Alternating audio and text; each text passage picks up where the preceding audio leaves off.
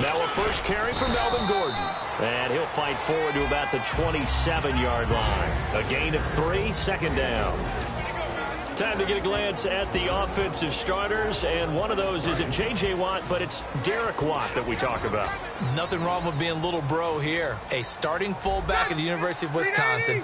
Not many teams are utilizing this position in the NFL, but he fits perfectly. Will be a great lead blocker and can catch the ball out of the backfield. Well, looking back, it was a solid season for Williams. 69 catches. He was up over 1,000 yards, 7 touchdowns. Fantasy sleeper is an understatement for what he did. I can't believe you brought him up because I have a feeling you've got your eye on him for your fantasy team or teams for 2017. I'm just going one team next year, but, man, he was impressive. Yeah, did you know that he was ranked 81st on one fantasy roster last year? In the draft?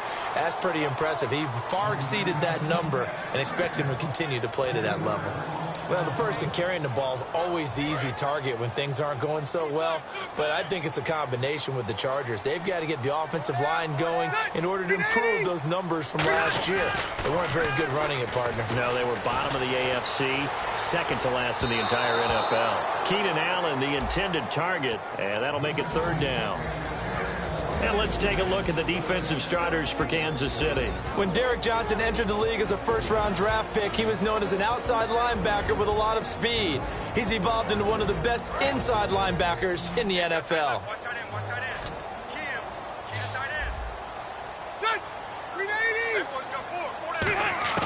Third and long for Rivers. It's caught on the right side. Williams. And he'll get it down to the 47 here. And it appears they'll go for it here on fourth down. A big call on the game's opening drive. So much about this game is just understanding situations and then having to execute, isn't it? Guard the first down sticks. Don't let them get there. And they rallied and made the tackle. Now Rivers. And this is incomplete.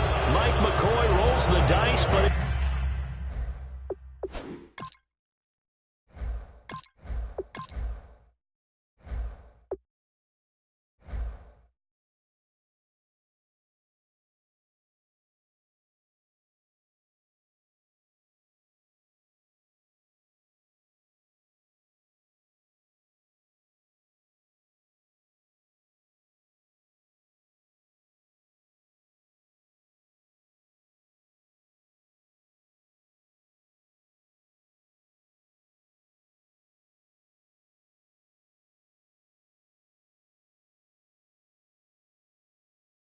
doesn't work out. And this defense delivers a turnover on downs on the very first drive of the afternoon.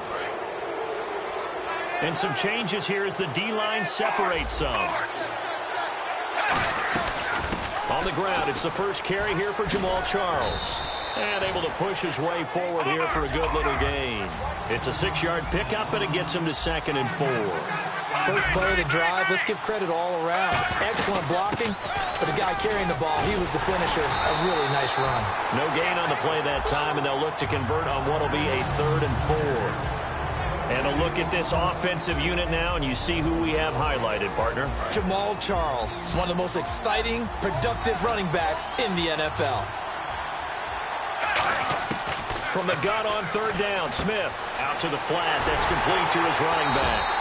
And he will have first down yardage as he's brought down at the 41. And Brandon, from our time in college football, where receivers weren't running the traditional NFL route tree, one thing they did learn, find open areas, find soft spots, and set up and catch the ball. And I think we just saw that there. Yeah, we saw that indeed, picking up the first. Now a play fake here on first down. He'll buy some time right. He's going to let this go. And this is taken in at the 5. A pickup there of 36. And the Chiefs are going to have a 1st and goal. There will always be a place for methodically marching the ball downfield. But when you can pick it up in big chunks and strike like that, have explosive plays, that's often the difference in winning and losing. Those types of plays that can knock a defense off balance, that'll drive a team towards a victory. Stepping up, and he will score. Touchdown, Kansas City.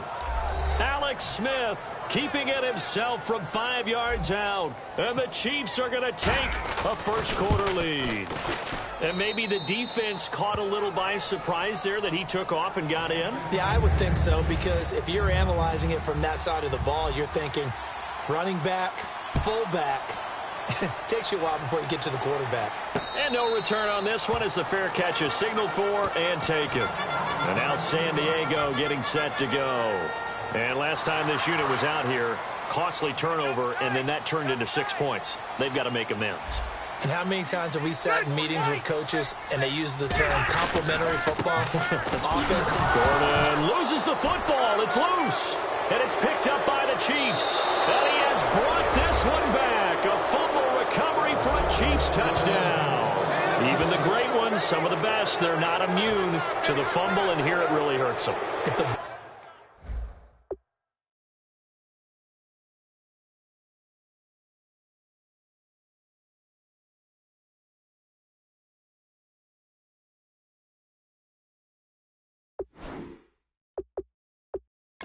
Ball gets away from any runner's body. That's when the defense pokes at it, swipes at it, swats at it, and finds a way to create a big play for themselves. And this is no good. Missed the PAT, so they fail to connect, and this remains a 13-0 game. So here's the kickoff now as they'll get it again following that fumble return for a score. This is fielded a couple yards deep. And he'll bring it a few past the 20 to the 23-yard line. And now San Diego getting set to go.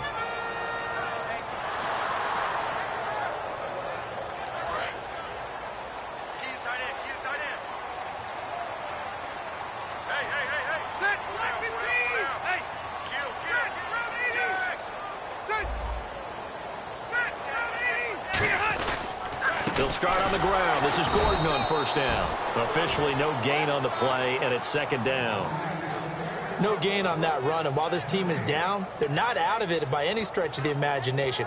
Maybe you just have to think about different style of running in order to get this guy going. Tight on this side, boys. Tight on the left. Tight on the left. Move. Sit. Run 80. Back down. Watching them. Switch. On second down, they'll run with Gordon. And he'll take this one up close to the 25-yard line. They only got a couple on that one, so not a ton of help. They'll have a 3rd and 8 forthcoming. The best defensive linemen, they play with great leverage so they can get low and not get bowled over by offensive linemen. They have excellent hands. They can throw people off on a play. We just saw a great example of a really good run stop by a guy playing the defensive tackle position. And with the play clock reading 4, we're going to get a timeout. They'll have 2 remaining as we step aside here in this first quarter.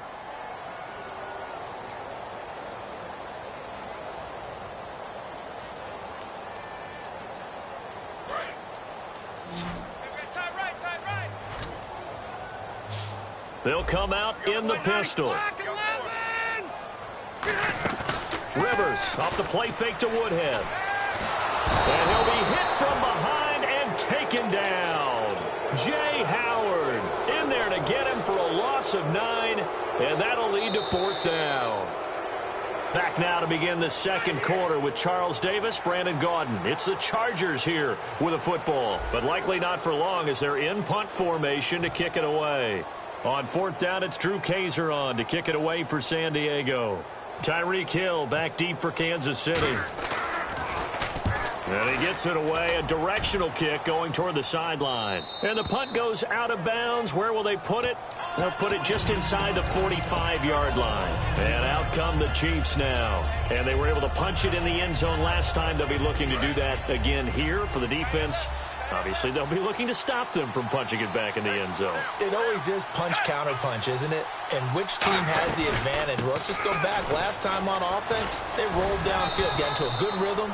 You can see a little more bounce in and out of the huddle. You can see the sideline really get into the game.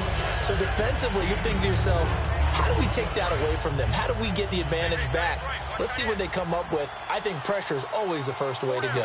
You love pressure. I love it. We'll see if they dial it up this drive. Play fake for Charles. Now Smith rolling to his right.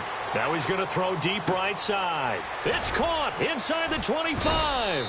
And he's going to be taken down, but not before reaching the 15-yard line.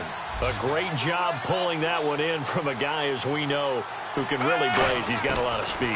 And that speed can work for him so many different ways. Sometimes he just takes off. Oh, you saw that one coming. It's intercepted. Throwing back across his body. Picked off by Dwight Lowry. Past the 10 to the 11-yard line. And that's where the return stops. And now San Diego getting set to go. And 3 and out on the last drive. No points on the scoreboard. A little soul-searching now? I would say so, and they need to help out their defense a little bit. They've had to be on the field a lot more than normal, put them in some tough spots. But what's the old adage? When you get another chance, it gives you a better chance to do it right. All right, different topic here. 2018, the Super Bowl, traveling north, far north to Minneapolis. Early predictions for that one. Who you got? Well, you know, everyone's still waiting in the NFL for a home team to play in its home stadium, right? So could the Vikings be that team? I'll start in the NFC, and I'm going to say no. I think Seattle, starting to get near that maybe last run with their defense. But Earl Thomas returns. I like Seattle coming out of the NFC. How about you? Well, I'm actually going to take a Dallas Cowboys NFC title run. I think that they came so close this year, probably most talented going into next year. I like that one. Well, in the AFC, I'm going to go with a team that if they improve their defense and their quarterback stays healthy, they could be that team, the Oakland Raiders. Okay, I'm going dark horse. Cleveland Browns. Let's go. Hey, from worst to first. Dontari Poe coming in to drop it for a loss of 8, and it'll be 4th down. Well, if an offense is going to throw the ball on this part of the field, any pass rusher will tell you that's his favorite part. Gets a chance to get after the quarterback. It's almost like a reverse red zone. They can create points using their defense, and this time they take their man down.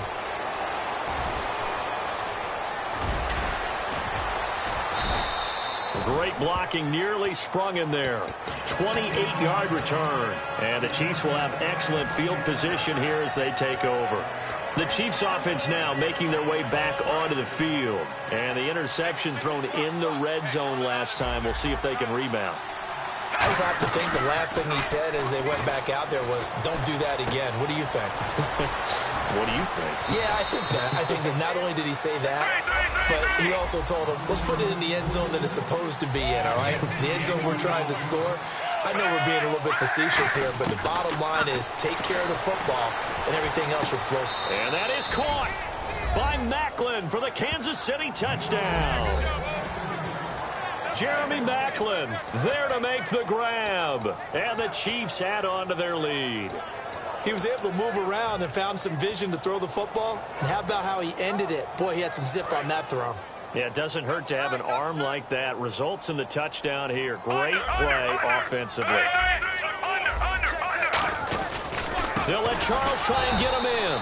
And he's going to be hit and taken down in the backfield. Just nowhere to run that time. And the try for 2 is snuffed out. Now, after the touchdown, here's Santos to kick this one away. And this will not be returnable. It's out of the back of the end zone for a touchback. The Chargers offense gets set. They head back onto the field. And still no points on the scoreboard. You're coming off of the 3 and out. They're just looking for anything to grab onto right now, aren't they? I'm wondering if someone's going to take charge in the huddle. You know, we always look to the quarterback, but sometimes it's another player on the team, a star, a veteran, someone with some excitement and energy. It's like, all right, guys, let's shake things up and let's go, because they still have an opportunity to make things happen. Shake it off. A nice run there, 9 yards, and it'll be 2nd down. I know the toss play begins with the guy taking the snap and turning around and tossing it to the runner, but where the real intrigue is, can they seal the edge, whether it's an offensive tackle or a tight end, in the direction they want to run the football? If they do that, that's the result that you get, that type of a gain. If they don't, oftentimes it's not a very successful play. Only a gain of a yard, but that's all they needed, as that's going to move the chains. Tough day, tough sledding right there, and it's been that way the entire game. Not a whole lot of room to ramble for him. Yeah, you're right. It's been that way all afternoon. Didn't get a whole lot better there. They go play action here on 1st down. And the Chiefs are going to get him.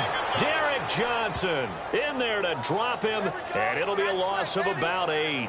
Man, he got in there so quickly, Charles. What could the offense have done to adjust and account for that? But what you're hoping is that you figure out and you see and get a clue that maybe there's going to be some pressure coming at you, and you change the blocking schemes. Maybe you go to max protection. The biggest and keep you clean, but in that case, that didn't happen. Zero accountability, and a sack resulted. So the D-line's going to spread out. Defense really showing respect to the deep ball here, playing off the receivers. Rivers to throw it. He's got time in the pocket. Tyrell Williams was the intended target, and it's third down. You got to give some credit. They're able to hop up in the air and bat that one away, and that's frustrating for an offensive lineman because the only recourse is when he goes in the air to try and give some type of a pop or a shove, hoping to bring his arms down. Rivers now trying to lay one up deep. And got his man complete. And he's finally taken down, but not before getting across midfield and across the 45-yard line. So after that big gain, let's see what else the offense has up its sleeve. Well, we know he's got the speed there. He needed the speed and the hands. A great catch. And because of that speed, you have to respect it as a defender. So you have to either play off or make sure you're somehow in contact with him, and he's able to do exactly what you said. Use the speed to his advantage and go up and get the football. That's a big-time play right there. Second down following the incompletion. They come out 5 wide, 3 of them to the right side. They come up in an empty set, 4 wide receivers, 1 tight end. To throw, Rivers, and it's complete to Antonio Gates. And partner Antonio Gates coming back for another year. It'll be his 15th season in 2017. And how about, let's just talk about not just the longevity, but he's in a position now where he can break a tie with Tony Gonzalez because they both have 111 touchdowns at the tight end position. Antonio Gates' first touchdown of 2017, that'll break that tie, and he'll be number 1. That's pretty impressive. Probably going to be playing behind Hunter Henry, second-year man, but just the sustainability, how long he's lasted in the league, impressive. And think about this, Philip Rivers, so excited to have him back because Hunter Henry's playing well, but Mr. Reliable is Antonio Gates. Now whistles come in. We're going to get a timeout here by the offense. So that means they're down to 1 remaining here as we head toward halftime.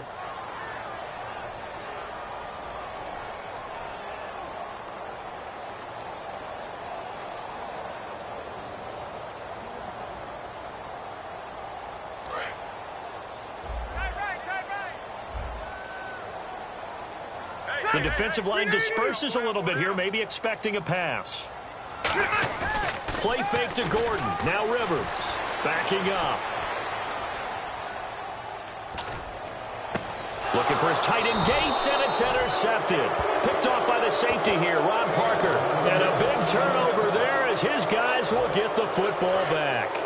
Well, when someone other than the quarterback is throwing the football, it's either beautiful or a disaster, and here it was the latter. Nowhere in between, right? I mean, you're exactly right. It takes some fortitude to call that type of a play, but when it doesn't work... Jamal Charles, nobody in front. And all the way in for a Kansas City touchdown. Jamal Charles, an 80-yard touchdown.